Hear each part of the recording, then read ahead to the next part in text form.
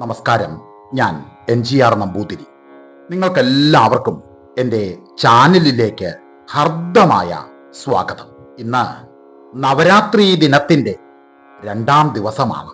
നവദുർഗയുടെ 9 ഭാവങ്ങളിൽ 2ാമത്തെ ഭാവമായ ബ്രഹ്മചാരിണീ ദേവിയുടെ ദിവസമാണ് ഇന്ന്.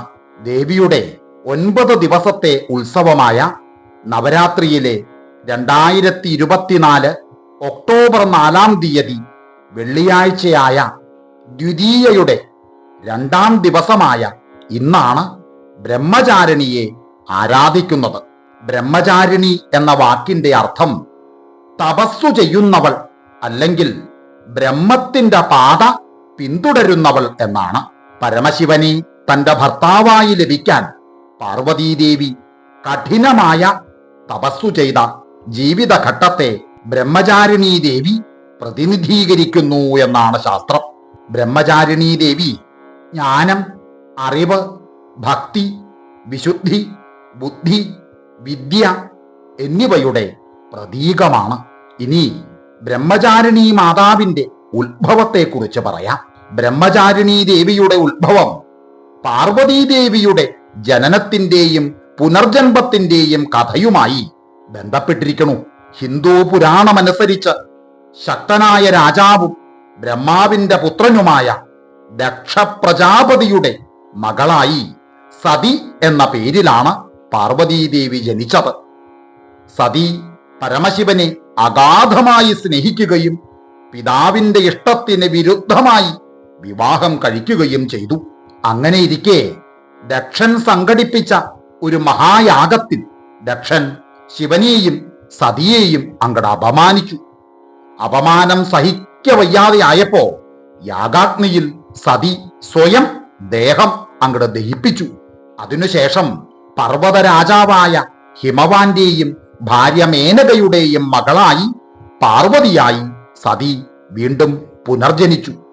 സതിയെ ഓർത്ത് വിലപിക്കുന്ന ശിവനെ വിവാഹം കഴിക്കാനുള്ള ആഗ്രഹത്തോടെയാണ് പാർവതി വളർന്നത്. ശിവഭഗവാന്റെ ഹൃദയത്തെ പ്രീതിപ്പെടുത്താനും വിജയിപ്പിക്കാനും അവൾ കഠിനമായ തപസ് ചെയ്തു. പാർവതി ഐഹിക സുഖങ്ങളും സുഖഭോഗങ്ങളും ഉപേക്ഷിച്ച് ഹിമാലയത്തിൽ ഒരു സന്യാസിനിയെ പോലെ ജീവിച്ചു. പാർവതി പഴങ്ങളും ഇലകളും മാത്രം കഴിച്ചു. പിന്നീട് വായുവിൽ മാത്രം ജീവിച്ചു. കഠിനമായ കാലാവസ്ഥയും വന്യമൃഗങ്ങളും പാർവതി സഹിച്ചു. അങ്ങനെ ആയിരക്കണക്കിന് വർഷങ്ങളോളം ശിവന്റെ നാമത്തിലും രൂപത്തിലും അവൾ ധ്യാനിച്ചു. ഈ കാലയളവിലാണ് പാർവതിയെ ബ്രഹ്മചാരിണി എന്നറിയപ്പെട്ടത്. ബ്രഹ്മത്തിന്റെ അല്ലെങ്കിൽ പരമമായ യാഥാർത്ഥ്യത്തിന്റെ പാത പിന്തുടർന്ന് അവളുടെ ഭക്തിയും നിശ്ചയദാർഢ്യവും പ്രശംസിച്ച അനേകം ദേവന്മാരുടെയും മുനിമാരുടെയും അനുഗ്രഹം പാർവതീദേവി നേടി. ഇനി ബ്രഹ്മചാരിണീ ദേവിയുടെ പ്രതിരൂപം എങ്ങനെയാണെന്ന് നോക്കാം. സാധാരണ ബ്രഹ്മചാരിണീ ദേവിയെ ഒരു സുന്ദരിയായ യുവതിയായിട്ടാണ് ചിത്രീകരിച്ചിരിക്കുന്നത്. അമ്മ ഒരു ലളിതമായ വെള്ളയും ചുവപ്പും ചേർന്ന വസ്ത്രമാണ് ധരിച്ചിട്ടുള്ളത്. അമ്മയ്ക്ക് 2 കൈകളുണ്ട്. വലതു കൈയിൽ ജപമാലയും ഇടതു കൈയിൽ ഒരു കമണ്ഡലുവും. കമണ്ഡലു എന്ന് വച്ചാൽ ജലപാത്രം എന്നാണ് പറയുക. അതുകൂടാതെ അമ്മയ്ക്ക് കറുത്ത നീണ്ട ധാരാളം മുടിയുണ്ട്. അമ്മ ഒരു രുദ്രാക്ഷമാലയും കമ്മലും ധരിച്ചിട്ടുണ്ട്. അമ്മയുടെ മുഖത്ത് ശാന്തമായ ഭാവമാണ്. ഇതിൽ ജപമാല അമ്മയുടെ ശിവഭക്തിയെയും ധ്യാന പരിശീലനത്തെയും പ്രതിനിധീകരിക്കുന്നു. ജലപാത്രം അമ്മയുടെ ലാളിത്യത്തെയും ലൗകിക സുഖങ്ങളിൽ നിന്നുള്ള അകൽച്ചയെയും പ്രതിനിധീകരിക്കുന്നു. വെളുത്ത നിറം അമ്മയുടെ വിശുദ്ധിയെയും നിഷ്കളങ്കതയെയും പ്രതിനിധീകരിക്കുന്നു. ചുവപ്പ് നിറം ശിവനോടുള്ള അമ്മയുടെ അഭിനിവേശത്തെയും സ്നേഹത്തെയും പ്രതിനിധീകരിക്കുന്നു. ഇനി നമുക്ക് ബ്രഹ്മചാരിണീ ദേവിയുടെ ആരാധന എങ്ങനെയാണ് എന്ന് നോക്കാം. സാധാരണയായി സെപ്റ്റംബർ ഒക്ടോബർ മാസങ്ങൾ ചേർന്നു വരുന്ന അശ്വിനി മാസത്തിലെ 2ാമത്തെ ആഴ്ചയിലെ ശുക്ലപക്ഷത്തിലെ 2ാം ദിവസത്തിൽ, അതായത് ദ്വിതീയയിലാണ് ബ്രഹ്മചാരിണീ ദേവിയെ ആരാധിക്കുന്നത്. അത് ഇന്നേ ദിവസമാണ്. ഇത് നവരാത്രിയുടെ 2-ാം ദിവസത്തോട് യോജിക്കുന്നു. പൊതുവെ പറഞ്ഞാൽ 2024 ഒക്ടോബർ 4 വെള്ളിയാഴ്ചയായ ഇന്നേ ദിവസം ഭക്തര് അതിരാവിലെ എഴുന്നേറ്റ് കുളിക്കുകയും അതേപോലെ അവർ വൃത്തിയുള്ള വസ്ത്രം ധരിച്ച് ഗണപതി, ദുർഗാദേവി, ബ്രഹ്മചാരിണി എന്നിവരെ പ്രാർത്ഥിക്കുകയും ചെയ്യും. അവര് ദേവീക്ഷേത്രങ്ങളിൽ പോയി പുഷ്പം, വിളക്ക്, പഴങ്ങള്, മധുര പലഹാരങ്ങള്, നാളികേരം, വെറ്റില, കുങ്കുമം, ചന്ദനത്തിരി മുതലായവയൊക്കെ സമർപ്പിക്കണം. സാധാരണയായി പറഞ്ഞ ബ്രഹ്മചാരിണിയെ ആരാധിക്കുന്നതിന്റെ കേന്ദ്ര ആചാരം എള്ള് ഉപയോഗിച്ച് ഒരു പൂജയോ ഹോമമോ നടത്തുക എന്നതാണ്. ഐശ്വര്യത്തിന്റെയും സമൃദ്ധിയുടെയും പ്രതീകമായതിനാൽ എള്ള് ഈ ദിവസത്തിൽ പവിത്രവും ശുഭകരവുമായി കണക്കാക്കപ്പെടുന്നു എന്നാ പറയുക. ഇന്നേ ദിവസം രാത്രി 12 മണി വരെ ബ്രഹ്മചാരിണി ദേവിക്ക് സമർപ്പിച്ചിരിക്കുന്ന മന്ത്രങ്ങൾ, സ്തുതികൾ, ശ്ലോകങ്ങൾ എന്നിവയൊക്കെ ഭക്തർക്ക് ജപിക്കാവുന്നതാണ്. എന്ന് മാത്രമല്ല, അമ്മയുടെ ജീവിതവും പ്രവൃത്തിയുമായി ബന്ധപ്പെട്ട കഥകളോ അല്ലെങ്കിൽ ഇതേപോലെയുള്ള ഐതിഹ്യങ്ങളോ ഭക്തര് കേൾക്കുന്നത് വളരെ വിശേഷമാണ്. അതുപോലെ തന്നെ ബ്രഹ്മചാരിണി ദേവിയോടുള്ള ബഹുമാനവും ഭക്തിയും പ്രകടിപ്പിക്കുന്നതിനായി ചില ഭക്തർ ഈ ദിവസം, അതായത് ഇന്നേ ദിവസം വ്രതമനുഷ്ഠിക്കാറുണ്ട്. അവർ ധാന്യങ്ങൾ, ഉപ്പ്, മദ്യം, മാംസം, ഉള്ളി, വെളുത്തുള്ളി മുതലായവ കഴിക്കുന്നത് ഒഴിവാക്കും. പകരം അവര് പഴങ്ങൾ, പാല്, വെള്ളം അല്ലെങ്കിൽ മറ്റ് ലഘുഭക്ഷണങ്ങൾ എന്നിവ മാത്രമേ കഴിക്കാറുള്ളൂ. ഇനി നമുക്ക് ബ്രഹ്മചാരിണി മാതാവിന്റെ 1-2 ഐതിഹ്യങ്ങൾ എന്തൊക്കെയാന്ന് കേൾക്കാം. പൊതുവെ പറഞ്ഞാൽ ബ്രഹ്മചാരിണി മാതാവുമായി ബന്ധപ്പെട്ട പല ഐതിഹ്യങ്ങളും അമ്മയുടെ ശക്തിയും മഹത്വവും വ്യക്തമാക്കുന്നു. അതില് 1-2 കഥ ഞാൻ എന്റെ കഥാപ്രേമികളോട് പറയാം. അതിൽ ഒരു ഐതിഹ്യം പറയണത്, പാർവതീദേവി ഹിമാലയത്തിൽ തപസ് അനുഷ്ഠിച്ചപ്പോ അവളെ നിർബന്ധിച്ച് വിവാഹം കഴിക്കാൻ ആഗ്രഹിച്ച പ്രഗണ്ഡാസുരൻ എന്ന അസുരൻ അവളെ ആക്രമിച്ചു എന്നാണ്.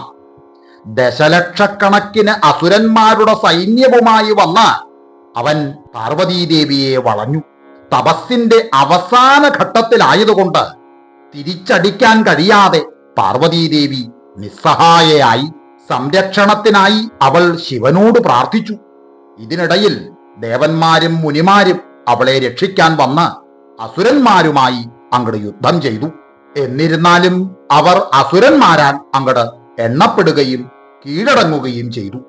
ആ നിമിഷം പാർവതീദേവിയുടെ ജലപാത്രം, അതായത് കമണ്ടലു, അങ്ങട് വീണു. ഒരു വലിയ വെള്ളപ്പൊക്കം അവിടെ സൃഷ്ടിച്ചു. ആ വെള്ളപ്പൊക്കത്തിൽ സാധാരണ അസുരന്മാരൊക്കെ അങ്ങട് മരണപ്പെട്ടു. പതുക്കെ പാർവതീദേവി കണ്ണു തുറക്കുകയും ശരീരത്തിൽ നിന്ന് അഗ്നി പുറന്തള്ളുകയും പ്രഗണ്ഡാസുരനെ ഭസ്മമാക്കുകയും ചെയ്തു. അങ്ങനെ അവൾ തപസ് പൂർത്തിയാക്കി ശിവനെ പ്രീതിപ്പെടുത്തി എന്നാണ് ഒരു കഥ. ഇനി മറ്റൊരു ഐതിഹ്യം പറയണത്, പാർവതീദേവി ഹിമാലയത്തിൽ തപസ് അനുഷ്ഠിക്കുമ്പോൾ ഒരു ബ്രാഹ്മണന്റെ വേഷത്തിൽ, അതായത് ഒരു പുരോഹിതന്റെ വേഷത്തിൽ ശിവൻ പാർവതീദേവിയെ സന്ദർശിച്ചുവെന്നാണ്. മഹാദേവനോടുള്ള പാർവതിയുടെ ഭക്തിയും സ്നേഹവും പരീക്ഷിക്കാനാണ് മഹാദേവൻ വന്നത്. ആ വന്ന ബ്രാഹ്മണൻ ശിവനെയും മഹാദേവന്റെ ഗുണങ്ങളെയും വിമർശിക്കാൻ തുടങ്ങി. പരമശിവൻ ദരിദ്രനും വൃത്തികെട്ടവനും അപരിഷ്കൃതനും അജ്ഞനും ശ്മശാന സ്ഥലത്ത് വസിക്കുന്നവനായിരുന്നുവെന്നും പാമ്പുകളും തലയോട്ടികളും അലങ്കാരമായി ധരിച്ചിരുന്നതായും ആ ബ്രാഹ്മണൻ പാർവതീദേവിയോട് പറഞ്ഞു. അതുകൊണ്ട് രാജകുമാരിയും ദേവതയുമായിരിക്കുന്ന പാർവതീദേവിക്ക് ശിവൻ ഒരു കാരണവശാലും യോഗ്യനല്ലെന്നും അയോഗ്യനാണെന്നും ആ ബ്രാഹ്മണൻ കൂട്ടിച്ചേർത്തു. അതുമാത്രല്ല, ബ്രാഹ്മണൻ അവളുടെ തപസ് ഉപേക്ഷിച്ച് അവൾക്ക് കൂടുതൽ അനുയോജ്യനായ മറ്റൊരാളെ വിവാഹം കഴിക്കാൻ അങ്ങട് ഉപദേശിക്കുകയും ചെയ്തു. ഇങ്ങനെയൊക്കെയാണെങ്കിലും പാർവതീദേവി അദ്ദേഹത്തിന്റെ വാക്കുകൾ കേൾക്കാതെ ശിവനെ പൂർണ്ണ ഹൃദയത്തോടെ അങ്ങട് പ്രാർത്ഥിച്ചു. എല്ലാ ദ്വന്ദ്ങ്ങൾക്കും പരിമിതികൾക്കും അതീതനായ പ്രപഞ്ചത്തിന്റെ പരമാധികാരിയാണ് ശിവനെന്ന് അവൾ ആ ബ്രാഹ്മണനോട് പറഞ്ഞു. എല്ലാ അറിവിന്റെയും സൗന്ദര്യത്തിന്റെയും സമ്പത്തിന്റെയും ശക്തിയുടെയും ഉറവിടം ശിവനാണെന്ന് ദേവി വീണ്ടും ആ ബ്രാഹ്മണനോട് പറഞ്ഞു. തൻ്റെ എല്ലാ ആഗ്രഹങ്ങളും നിറവേറ്റാൻ കഴിയുന്ന തൻ്റെ ഒരേ ഒരു നാഥനും കാമുകനും ശിവനാണെന്നും ശിവനല്ലാതെ മറ്റാരെയെങ്കിലും വിവാഹം കഴിക്കുന്നതിനേക്കാൾ ഭേദം താൻ മരിക്കാനാണ് തീരുമാനിച്ചിരിക്കുന്നത് എന്നും അവൾ ആ ബ്രാഹ്മണനോട് പറഞ്ഞു. പാർവതീദേവിയുടെ ആ വിശ്വസ്തതയേറിയ ശക്തിയേറിയ വാക്കുകളിൽ ശിവൻ വളരെ സന്തുഷ്ടനാവുകയും തൻ്റെ യഥാർത്ഥ വ്യക്തിത്വം അവളോട് വെളിപ്പെടുത്തുകയും ചെയ്തു. തുടർന്ന് മഹാദേവൻ ശ്രീപാർവതിയെ ഭാര്യയായി സ്വീകരിച്ച് അങ്ങട് അനുഗ്രഹിച്ചു എന്നാണ് മറ്റൊരു കഥ. ഇനി ഒരു ഐതിഹ്യം കൂടി ഞാൻ എൻ്റെ കഥാപ്രേമികളോട് പറയാം. പാർവതീദേവി ഹിമാലയത്തിൽ തപസ് അനുഷ്ഠിച്ചപ്പോ പ്രപഞ്ച സൃഷ്ടാവായ ബ്രഹ്മാവ് അവളെ സന്ദർശിച്ചുവെന്നാണ് മറ്റൊരു ഐതിഹ്യം. അവളെ അനുഗ്രഹിക്കാനും അനുഗ്രഹം നൽകാനുമാണ് അദ്ദേഹം വന്നത്. ബ്രഹ്മാവിൽ നിന്ന് അവൾക്ക് എന്താണ് വേണ്ടതെന്ന് ബ്രഹ്മാവ് ശ്രീപാർവതിയോട് ചോദിച്ചു. താൻ മഹാദേവനെ വിവാഹം കഴിക്കാൻ ആഗ്രഹിക്കണമെന്നും മറ്റൊന്നും തനിക്ക് ആഗ്രഹമില്ല എന്നും പാർവതീദേവി ബ്രഹ്മാവിനോട് അങ്ങോട്ട് പറഞ്ഞു. പക്ഷേ സതിയുടെ മരണശേഷം ബ്രഹ്മചാരിയായി തുടരുമെന്ന പ്രതിജ്ഞ ചെയ്ത ശിവന്റെ ആ വിധിക്ക് എതിരായതുകൊണ്ട് ശ്രീപാർവതിക്ക് ഈ വരം നൽകാൻ കഴിയില്ലെന്ന് ബ്രഹ്മദേവൻ അങ്ങോട്ട് തീർത്ത് പറഞ്ഞു. സാക്ഷാൽ മഹാദേവന് മാത്രമേ അദ്ദേഹത്തിന്റെ വിധി മാറ്റാനും അദ്ദേഹം ആഗ്രഹിക്കുന്നുവെങ്കിൽ മാത്രം ശ്രീപാർവതിയെ വിവാഹം കഴിക്കാനും കഴിയുമെന്ന് ബ്രഹ്മദേവൻ ശ്രീപാർവതിയോട് പറഞ്ഞു. അതുകൊണ്ട് ശ്രീപാർവതിയുടെ തപസ് വീണ്ടും തുടരാനും അതുപോലെ ഭക്തിയിലും ദൃഢനിശ്ചയത്തിലും പരമശിവനെ അങ്ങട് ആകർഷിക്കാനും ബ്രഹ്മാവ് ശ്രീപാർവതിയെ ഉപദേശിച്ചു. അങ്ങനെ പാർവതീദേവിയുടെ ലക്ഷ്യം നേടാൻ സഹായിക്കുന്ന ഒരു മന്ത്രവും ബ്രഹ്മാവ് ശ്രീപാർവതിക്ക് പറഞ്ഞുകൊടുത്തു. എന്താ പറഞ്ഞുകൊടുത്ത മന്ത്രം? അതോ ഞാൻ ശിവനെ വണങ്ങുന്നു എന്നർത്ഥം വരുന്ന ഓം നമ ശിവായ എന്നായിരുന്നു ആ മന്ത്രം. അങ്ങനെ പാർവതീദേവി ബ്രഹ്മാവിനോട് നന്ദി പറഞ്ഞ് അദ്ദേഹത്തിന്റെ ഉപദേശം പിന്തുടരുകയും ചെയ്തു. തുടർന്ന് ശ്രീപാർവതി ഏറ്റവും ആത്മാർത്ഥതയോടെയും ഏകാഗ്രതയോടെയും ആ മന്ത്രം തുടരെ അങ്ങോട്ട് ജപിച്ചു തുടങ്ങി. ഒറ്റക്കാലിൽ നിൽക്കുക, സൂചിയുടെ അഗ്രത്തിൽ നിൽക്കുക, തീയിൽ നിൽക്കുക എന്നിങ്ങനെ പലതരം തപസ്സുകളും പാർവതി അനുഷ്ഠിച്ചു. തുടർന്ന് പാർവതീദേവിയുടെ ആ ശക്തമായ തപസ്സിൽ മഹാദേവൻ പ്രീതിപ്പെട്ട് ശ്രീപാർവതിയെ മഹാദേവൻ വിവാഹം ചെയ്തു എന്നാണ് മറ്റൊരു കഥ. ഇനി ബ്രഹ്മചാരിണീ ദേവിയുടെ ഒന്ന് രണ്ട് മന്ത്രങ്ങൾ ഞാൻ എൻ്റെ കഥാപ്രേമികൾക്ക് വിശദീകരിക്കാം. അതിൽ ഏറ്റവും പെട്ടെന്ന് നമുക്ക് ജപിക്കാൻ സാധിക്കുന്നതും വളരെ ബ്രഹ്മചാരിണീ ദേവിയുടെ പ്രീതി നമുക്ക് ലഭിക്കാനും വേണ്ടിയിട്ടുള്ള വളരെ നിസ്സാര ലാഘവത്തോടെ ആർക്കും ജപിക്കാവുന്ന ഒരു മന്ത്രമാണ് ഓം ദേവി ബ്രഹ്മചാരിണ്യൈ നമ. ഓം ദേവി ബ്രഹ്മചാരിണ്യൈ നമ. ഇത് ഇന്നത്തെ ദിവസം രാത്രി 12 മണിക്കുള്ളിൽ ഒരു 108 പ്രാവശ്യമെങ്കിലും ജപിക്കാൻ കഴിഞ്ഞാൽ അത് ഈ നവരാത്രി ദിനത്തിലെ ഏറ്റവും വലിയ മഹാഭാഗ്യായിട്ട് കരുതിക്കൊള്ളുക. ഇനി രണ്ടാമത് പറയണ മന്ത്രം അല്പം കൂടി ശക്തിയുള്ള മന്ത്ര. അത് ഒരു 36 പ്രാവശ്യം ജപിച്ചാൽ വളരെ ഫലം ചെയ്യും. ദധാനകര പത്മാഭ്യാം അക്ഷമാലാ കമണ്ഡലാഹ ദേവി പ്രസീദതുമയി ബ്രഹ്മചാരിണി അനുത്തമ. ഇത് ഒരു 36 പ്രാവശ്യം ജപിച്ചാൽ വളരെ ഫല. അതായത് താമര പോലുള്ള കൈകളിൽ ജപമാലയും ജലപാത്രവും പിടിച്ചിരിക്കുന്ന ദേവിയെ സ്തുതിച്ച് അനുഗ്രഹം തേടുന്ന ഒരു ശ്ലോകാത്. നവരാത്രി ദിനമായ ഈ 2-ാം ദിവസം സാക്ഷാൽ ബ്രഹ്മചാരിണീ ദേവിയെ ആരാധന ചെയ്യുന്നവർക്ക് സകലവിധ സന്തോഷവും മനഃശാന്തിയും ആയുരാരോഗ്യ സൗഖ്യവും ഐശ്വര്യവും മനോവീര്യവും പഠിക്കുന്ന കുട്ടികൾക്ക് സകല ബുദ്ധിയും ആയുരാരോഗ്യ സൗഖ്യവും ഓർമ്മശക്തിയും വിജയവും ഉണ്ടാകട്ടെ എന്നുള്ള ആത്മാർത്ഥമായ ഒരു പ്രാർത്ഥനയോടെ ഈ 2-ാം ദിവസത്തെ വിശേഷ കഥകൾ ഞാൻ ഇവിടെ എൻ്റെ കഥാപ്രേമികളുടെ മുന്നിൽ പറഞ്ഞു നിർത്തുകയാണ്. എല്ലാവർക്കും ഒരിക്കൽ കൂടി എൻ്റെ നന്ദി, നമസ്കാരം.